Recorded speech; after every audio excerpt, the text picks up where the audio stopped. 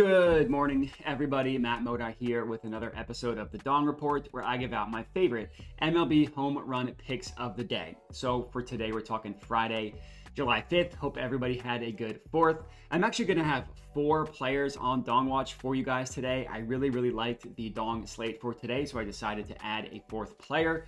Of course, before I can give you those picks, I do have to do a recap from yesterday, which was unfortunately not one of our best days. Now, I did have a player get refunded. Riley Green ended up not playing yesterday, so at least we got our money back there. But with we lost Jose Ramirez and we lost Josh Naylor. None of them hit home runs. And I did put 3/4 of a unit on both of them, so we were down 1.5 units yesterday. On the entire season, we were still down a very gross almost 12 units, but things have been much better recently. Even if you include yesterday's losses, we're still up since the month of June, and we're up almost 6 units since the month of June as well. And that doesn't even include the round robins that I've been placing on Twitter as well. So definitely recommend following me on Twitter along with the official Dong Report. I also put out a round robin of additional guys that I liked to hit a home run that just didn't make the official Dong Report. So definitely recommend following me on Twitter at Jedi Modi. But enough of that. Let's see if we can get some dongs to mash today. Just remember to subscribe to my YouTube channel if you're not already. And let's get into it. So play number 1.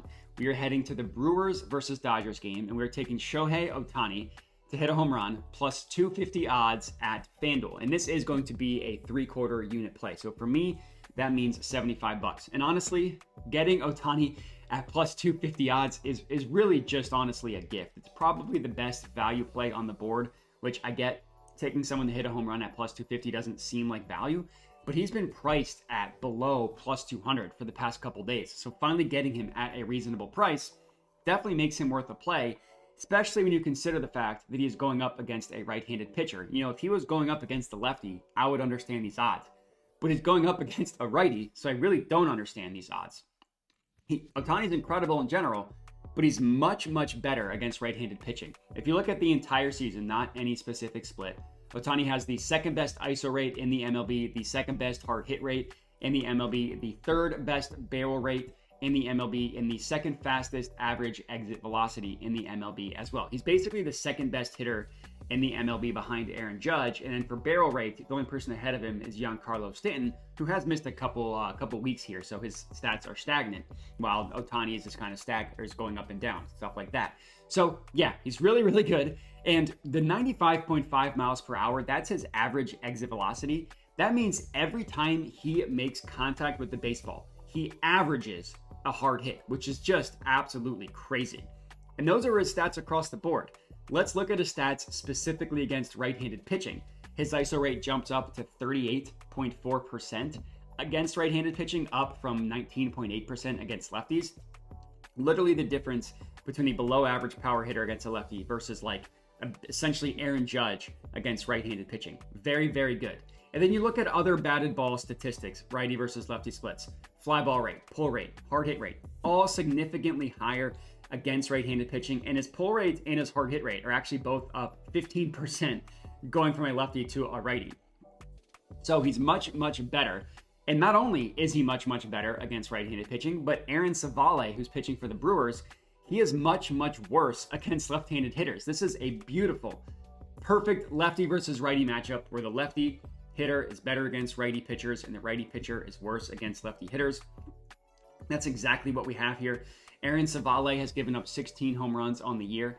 8 of those home runs have come against left-handed hitters, despite the fact that he's actually seen fewer left-handed hitters and he's still given up the same amount of home runs. His fly ball rate against lefties is 44.5%. That's the 14th worst fly ball rate in the MLB. His pull rate is also 44.5%. That's the 15th worst in the MLB. And his hard hit rate is 35.5%. That is the 5th worst in the MLB. Not a good pitcher against lefties. Hopefully, Otani mashes one for us. That would be amazing. Next up, we're heading to the Red Sox versus Yankees game. I'm taking Tyler ONeal to hit a home run, plus 300 odds at FanDuel. So ONeal has actually had a phenomenal season. He's been really good. Somehow this is his first appearance on the Dong Report. Really, that's a miss on my end. Hopefully he comes through for us and we can right all of our wrongs with Tyler ONeal and not having him on the Dong Report. On the entire season, he has an ISO rate of 26.5%. That would be the 9th best in the MLB if he had enough at-bats to qualify. He got hurt earlier in the season, so he doesn't have enough at-bats to qualify, but that, again, would be the 9th best. And his barrel rate is 15.4%. That would be the 12th best in the MLB. And both of those numbers are in the excellent category as defined by FanGraphs. He's one of the rare batters that is excellent in both ISO rate and barrel rate. And ONeal is one of those batters. The reason why he's able to hit so many home runs and why he has such good numbers is because he consistently puts the ball in the air. He's one of those types of home run hitters. His launch angle is 20.4 degrees. That's the 8th highest launch angle in the MLB, and his fly ball rate is 46.9%, which is the 16th highest fly ball rate in the MLB. But not only that, this is really just a match made in heaven when you look at the batter versus the pitcher. So Tyler O'Neill obviously is the batter. He is going up against Nestor Cortes of the Yankees. Not only is O'Neill much better against left-handed pitching, and Cortes is a lefty, but Cortes is the lefty that is like literally the worst pitcher in the MLB in terms of allowing fly balls and allowing a really high launch angle. He has the second worst fly ball rate in the MLB at 49.5%. That's Nestor Cortes. And he has literally the worst launch angle, the highest launch angle in the MLB at 21.9 degrees. Basically 50% of the time that someone makes contact with Nestor Cortes, they hit a fly ball. And that's not even looking at the righty versus lefty splits, which is his fly ball rate allowed is even higher against right-handed hitters.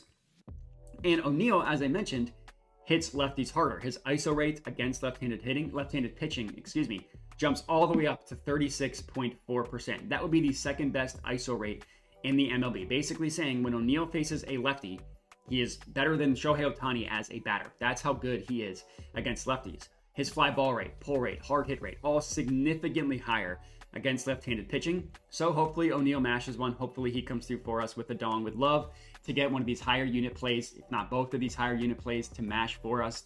Next up, we're heading to the Phillies versus Braves game, and I'm taking Austin Riley to hit a home run, plus 500 odds at DraftKings, and this one is just going to be a half unit play here.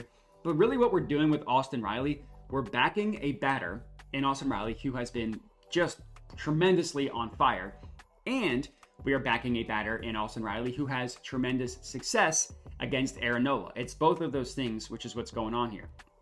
And because of this Braves-Phillies rivalry, they've seen each other in the playoffs the past 2 years. It's a pretty big sample size of how often these two have seen each other. It's 42 plate appearances that Riley has seen Nola. You take out 2 walks, so 40 total at-bats.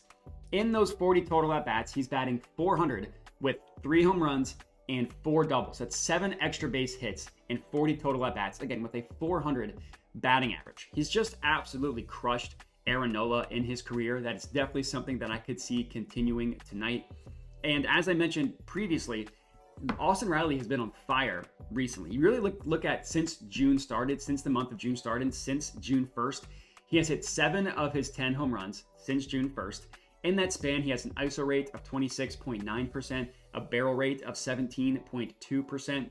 That would be the 6th best ISO rate and the 7th best barrel rate if you just extrapolated that out to the whole season. And both of those are in the excellent category. In that stretch, hard hit rate on batted balls of 43.7%. That would be the 5th best hard hit rate in the MLB. Now, I will admit, if you just take away the sample size of how often these two have seen each other, this on paper would not be a phenomenal matchup. Generally, you want to target Austin Riley when he's facing a left-handed pitcher. Generally, for Aaron Nola, you want to target him when he's going up against a left-handed batter. Both of them are admittedly better against lefties, and they're both righties. So this is not a matchup on paper. Again, that would look good, but the best way to predict future success is past success. And Riley has smoked Nola in his career, the past success. So hopefully that continues tonight. Hopefully he mashes one for us. And plus 500 odds is really, really good. Also, another reason why we're going with this one is because of the price here. So that's our third play. Hopefully Austin Riley comes through for us. And then lastly, fourth and final pick of the video, another half unit play in the Orioles versus Athletics game. Gunnar Henderson to hit a home run, plus 600 odds at Fanatics. Obviously, I had to go back to Gunnar Henderson. He hit one yesterday, and of course, that was after taking a couple days off of Gunnar because I think I had him 4 straight days, and of course, he had a 4-day slump where he was just not looking good. But he did hit one yesterday, and hopefully that's the start of a home run binge that we've seen him go on plenty of times this season. And really what it comes down to with Gunnar Henderson is a value play at plus 600 odds. It is crazy that the books are offering us Gunnar Henderson to hit a home run at plus 600 odds. And I understand why, which is something that does make me feel a little bit better. There are two reasons why he's priced all the way up at plus 600. Number one, he's going up against a left-handed pitcher. And yes, he is better against right-handed pitching than he is against left-handed pitching. But that doesn't mean he's bad against lefties. That's something that I think has almost jumped the shark. You think the differences are, oh, he can't hit lefties. That's not the case, and we'll get into that. Another reason why is because the Athletics Stadium is not a hitter's park. It's a pitcher's park. But the good news for today specifically, there are slight winds, 7-mile-per-hour winds, blowing out to right field. Now, that's not the windiest game. It's not Chicago, but that will help for carry with a left-handed batter like Gunnar, who obviously pulls the ball to right field. And if you look, it's actually a better than average chance for home runs that are hit to right field. Center, right, and then pulled all the way to right field. Better chance than average for this stadium for home runs to be hit today. So we are getting a little bit of value with this game being played at the Athletics Stadium compared to normal. And this really should not be priced at plus 600. Yes, Gunnar is better against left-handed pitching, but for starters, better against right-handed pitching, and he's facing a lefty. For starters, the person he's facing, the starting pitcher, Hogan Harris, is not a good pitcher. He allows the 9th highest barrel rate in the MLB at 9.8%, the 3rd highest hard hit rate in the MLB at 36.1%, an average exit velocity that's in the bottom 30, launch angle that's in the bottom 25. Yeah, he's not the worst pitcher in the MLB. He's definitely a bad pitcher, definitely not a good pitcher.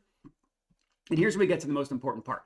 It's not as though Gunnar is incapable of hitting left-handed pitching. His ISO rate against lefties is 25.8%. Not only is that still in the excellent category, that's like top 12 in the MLB just against lefties. So this notion that Gunnar can't hit lefties is just not true. And look at his numbers across the board: slugging, OPS, WRC+, all of his numbers.